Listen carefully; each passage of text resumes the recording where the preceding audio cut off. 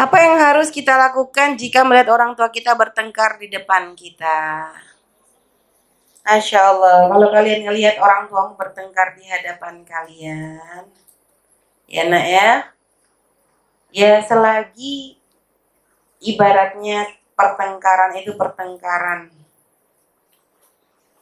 yang sekiranya itu bukan tengkar-tengkar yang sampai berkaitan dengan fisik lah. Ya kalau masih tengkar mulut atau apa, kalau kamu bisa mengalihkan, ya mengalihkan. Kalau kamu nanti malah mengalihkan, malah nanti kamu kena. Karena biasanya orang kalau tengkar itu kan emosinya kan nggak terkontrol. Sehingga mungkin kamu misalnya, Bu ayo ke sini, udah jangan ikut-ikutan, kan gitu. Orang kamu anak kecil di sana, jadi akhirnya kamu kena imbas. Oke, nanti menjadikan kamu, penting kamu pergi minggir dulu. Minggir dulu ya. Karena orang dalam kondisi seperti itu kadang ya susah. Kecuali kamu memang bisa, kamu yakin bahwa kamu bisa menenangkan salah satu dari keduanya. Misalnya selama ini kamu tuh deket banget sama ibu, dan biasa ibu tuh kalau kamu udah ini diem misalnya. Maka kalau kamu memang sudah tahu ibu begitu, udah kamu langsung pegang ibu udah jangan dijawab gitu ya. Untuk biasa mungkin menenangkan. Karena mungkin ya harus ada yang diem. Karena orang ribut itu, orang tua berantem itu karena dua-duanya sama-sama ribut. Tapi coba kalau yang satunya marah, yang satunya diem. Yang marah tuh capek. Ya, yang marah tuh capek. Makanya Abu Dzar, seorang sahabat Nabi yang bernama Abu Dzar itu berkata kepada istrinya, wahai istriku, jika nanti dalam pernikahan kita kok kamu tuh menemukan aku tuh marah-marah, maka tolong kamu diem. Dan aku pun ketika aku melihat kamu nanti marah, aku yang akan diem. Karena tahu kalau lagi marah dibalas marah, ya itu berantem nanti. Tapi kalau satu marah, satunya diem, lama-lama yang marah pun jadinya capek juga kan gitu. Ini capek sendiri. Itulah ya.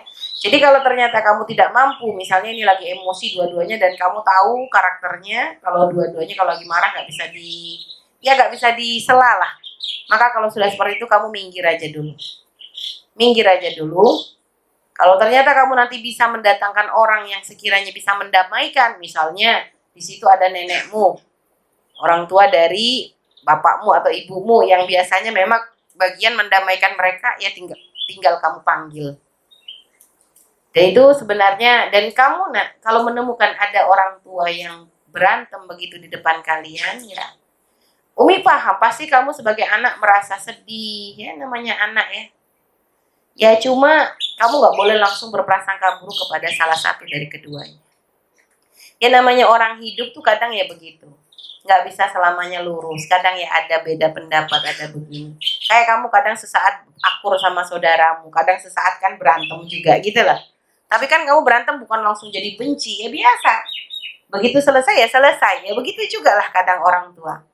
Ada saat ketika berantem ya kadang ya sekedar ini saja ada beda pendapat, ya kepengen melampiaskan, selesai.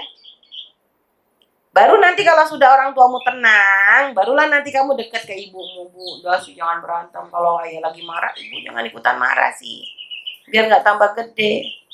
Atau kamu nanti dekat ke bapakmu, ya jangan suka marah-marah sih ya sama ibu. Sedih kalau lihat ayah sama ibu berantem. Bahasanya yang lembut. Bahasanya yang lembut sambil bikinin wedang, sambil bikinin kue, ngomong ke ayahnya begitu. Jadi supaya nanti ke depannya pun orang tua tuh lebih hati-hati. Dan kalau nanti kamu jadi orang tua, jangan pernah ribut di depan anak-anakmu. Kalau nanti kamu menjadi orang tua, itu jadikan PR. Kamu sekarang melihat bapak ibumu berantem, kamu nyaman gak? Anak ngelihat bapak ibu berantem, stres gak? Stres kan? Maka jadikan pelajaran supaya nanti kalau kamu jadi orang tua, jangan pernah berantem di depan anak-anakmu. Umi punya kakek itu begitu. Kakek misalnya, kakek itu kok tahu nenek tuh salah gitu, dalam negur anaknya tuh salah. Ya, misalnya nenek itu kan agak emosional. Juga kadang kalau marahin anaknya tuh sampai agak kebablasan misalnya begitu. Kakek tahu nenek itu salah.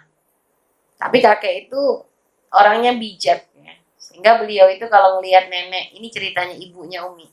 Jadi kalau ngelihat nenek itu salah, itu nggak pernah langsung marahin di depan anak-anaknya. Walaupun tahu nenek salah, ditarik. Sini dipanggil, kita bawa ke kamar.